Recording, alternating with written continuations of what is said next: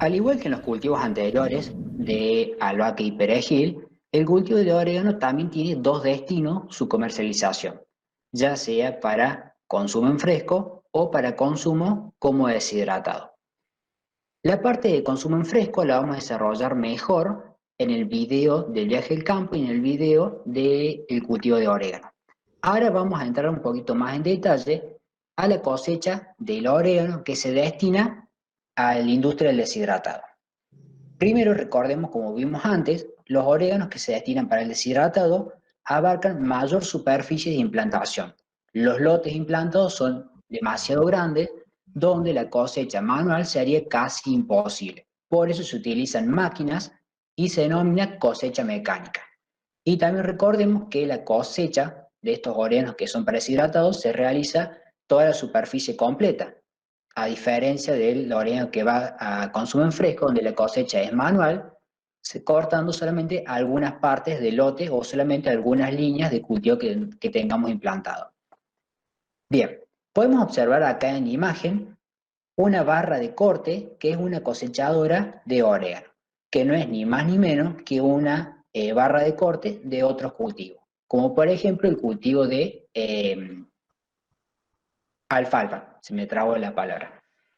Son las mismas maquinarias que se utilizan para diferentes cultivos porque el fin es el mismo y la forma de cultivo te permite la utilización de estas máquinas. ¿Qué desventaja tiene esta máquina que es la más usada, o sea, la que tradicionalmente más se usaba? Es que el corte por cizalla produce una rasgadura del tallo, ¿sí? Y que con el tiempo esa rasgadura, esa lastimadura que se produce en el tallo, permite el ingreso de patógenos y enfermedades que van a producir una enfermedad en la planta y con el tiempo la van debilitando hasta que la planta empieza a morir de a poco o disminuye su producción, su ciclo de vida también. Una alternativa a estas maquinarias es la cuchilla de tambor. Estas cuchillas empezaron a reemplazar al corte por cizalla. La ventaja de esta máquina es que gira a alta velocidad, tiene una pequeña cuchilla de corte, como se pueden ver en la imagen, ¿sí? Tiene un plato que gira a altas revoluciones y en la punta tiene una pequeña cuchilla que produce el corte neto del tallo. Esto lo lastima mucho menos, entonces minimizamos el riesgo de la entrada de alguna enfermedad a esta lastimadura. Y la otra ventaja es que al girar a altas revoluciones produce un andanado del material que estamos cortando, con la ventaja de que, por ejemplo, en las otras cuchillas de corte, en la de cizalla, ¿sí? Las plantas que se van cayendo y vuelven a ser pasadas, agarradas con la cuchilla, las vuelven a cortar. Acá no, la planta recibe solamente un solo corte y como tiene giro concéntrico, quedan todas las plantas amontonadas al centro, ¿sí? Del surco, ¿sí? Va cortando de a dos bordes, de a dos bordos, perdón, al mismo tiempo y los amontona al surco que tiene en el medio estos dos bordos. Estas cuchillas, ¿sí? Este implemento, perdón, va montado en el tres puntos del tractor a un costado, ¿sí? De esta forma evitamos que el tractor pise el cultivo previo a ser cortado.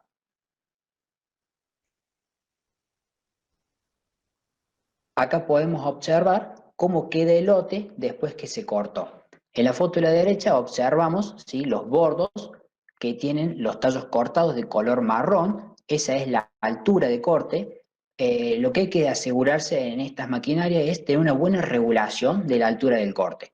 Si cortamos demasiado bajo, ¿sí?, con el mismo movimiento del tractor va haciendo un efecto péndulo sobre estos sistemas de corte que puede hacer que cortemos demasiado bajo, dañando desde la parte basal la estructura de la planta o haciendo que las cuchillas se incrusten en la tierra, produciendo una rotura de máquinas. Y si regulamos la máquina demasiado alto, vamos a lograr que se corte menor cantidad de material y nos quede mucho remanente en el suelo. ¿Puedes volver, Nati, un segundo? Que les quiero mostrar. En la imagen pueden observar que la cizalla, la cuchilla fue cortando a unos pocos centímetros, ¿sí?, del nivel del bordo. Acá es importante garantizar, dejar una estructura que tenga los nudos suficientes para producir el rebrote del próximo corte de cultivo. Fíjense al medio entre ambos bordos, en lo que es el surco, cómo se encuentra material verde. Esto significa que las plantas, que tienen una estructura más decumbente, los tallos laterales tienden a acostarse o por el mismo crecimiento de la planta que se empieza a expandir, empieza a generar tallos que salen más cerca del surco, ¿sí? Esto nos deja un material, un remanente en el suelo. Una desventaja de este remanente que nos queda en el suelo y que es muy difícil de levantarlo de forma mecánica es que empieza a acumular patógenos, es una fuente de inóculos de futuras enfermedades. Bien, ahora continuemos. Acá podemos observar en la imagen de la izquierda la cizalla que pasó cortando y andando al medio, entre dos bordos, el material. Vemos las ramitas de orégano que están oreándose, por eso se los ve medio opaco, achicharrados, ¿sí? El productor los deja un par de horas oreándose en el campo y después los traslada con un carro o una tola hasta el lugar de deshidratado.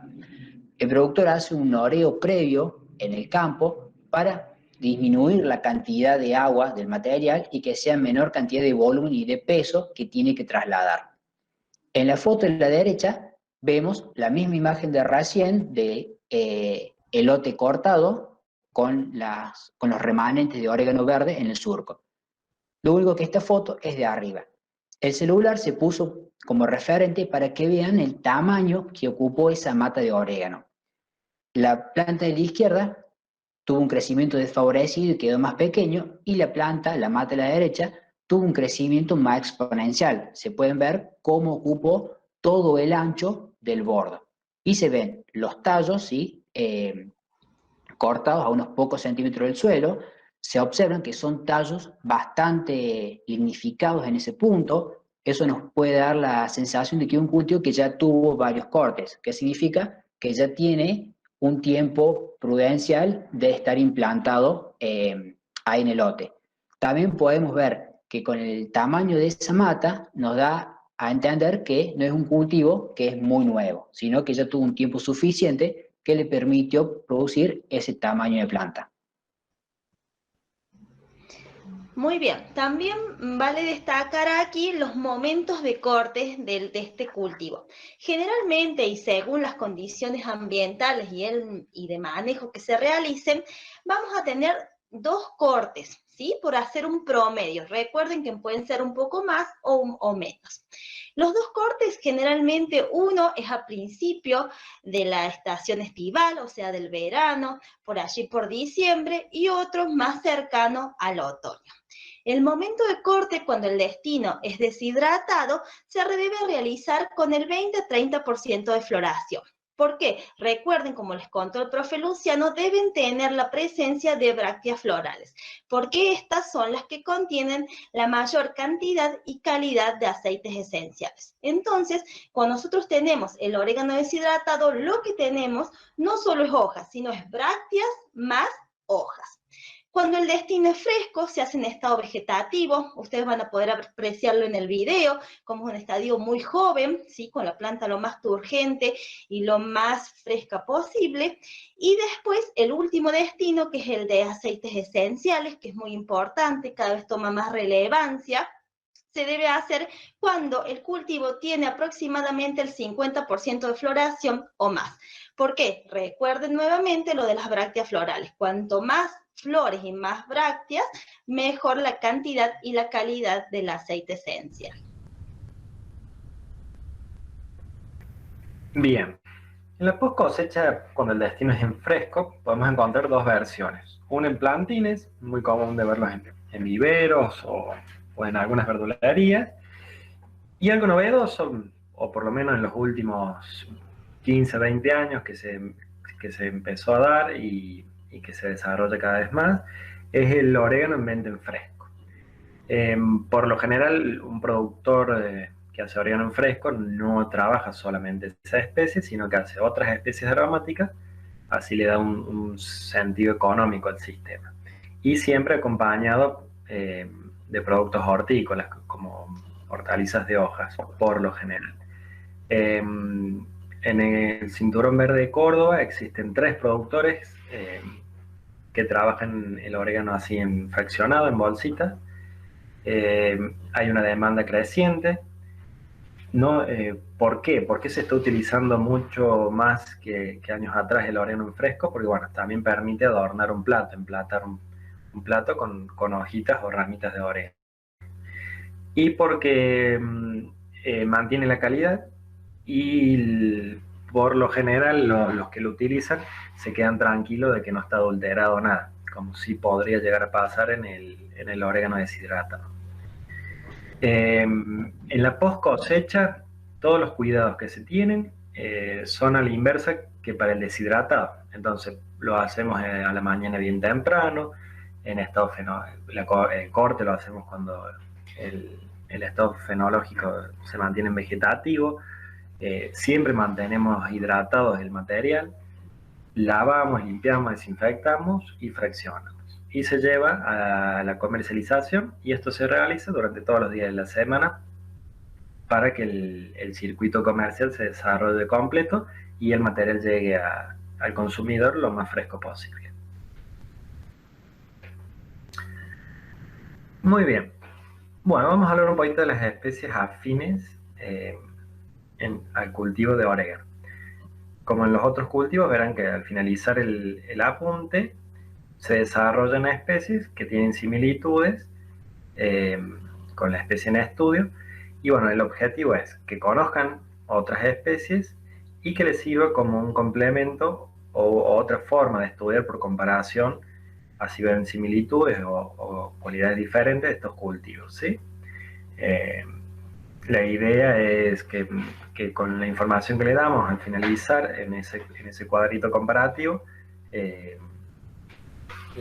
esa información es suficiente para rendir los parciales y los finales. Pero bueno, en modo práctico les voy a comentar algunas cuestiones.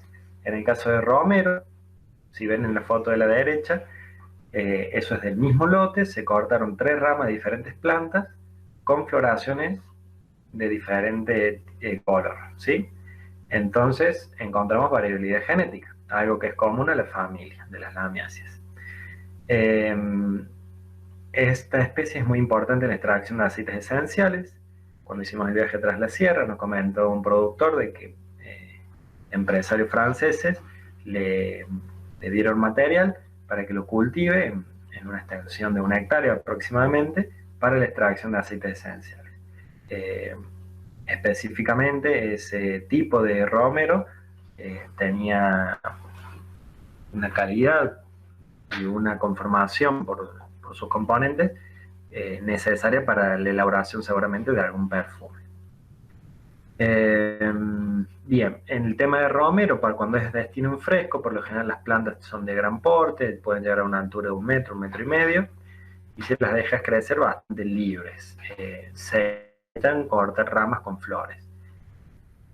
Y para deshidratado, el romero se cosecha con máquinas también, y en ese caso las plantas se mantienen a un nivel de unos 30-40 centímetros por donde se pasa la máquina cortadora. Tengan en cuenta que esta especie es bastante, presenta muchos tallos lignificados y de diámetro importante. Es un arbusto con tallos muy lignificados. Bueno, pasamos a la otra. Bueno, salvia es un arbusto también con tallos lignificados, de un porte mucho menor que el romero, puede llegar a una altura de medio metro en estas condiciones de Córdoba, y junto con romero son las primeras que florecen después de que pasa la época invernal. También se hace salvia para deshidratado, también se comercializa en fresco, y bueno, y también es importante, se nota, pues se puede multiplicar por semillas en un mismo lote de plantines, por ejemplo, las diferencias genéticas, ¿sí? de un individuo al otro. Salvia y romero tienen problemas bastante importantes y significativos con enfermedades del suelo. Entonces es común ver muertes de plantas. Y bueno, y la otra especie es tomillo. Tomillo, no hay que confundirlo con el tomillito de la sierra, sino que este tomillo es el tomillo francés para las comidas. El crecimiento es menor que las últimas dos especies, puede llegar a una altura de 20-30 centímetros. También encontramos variabilidad genética, lo vemos por el diferente color de los pétalos, la diferencia en las ramificaciones. Tenemos plantas con entrenudos más largos, con menos cantidad de hojas, algunas son de crecimiento más rastreros, otras más erectas. Y la multiplicación en esta especie en la práctica es 100% agámica. Bueno, espero que le haya sido práctico y útil y muchas gracias por su atención.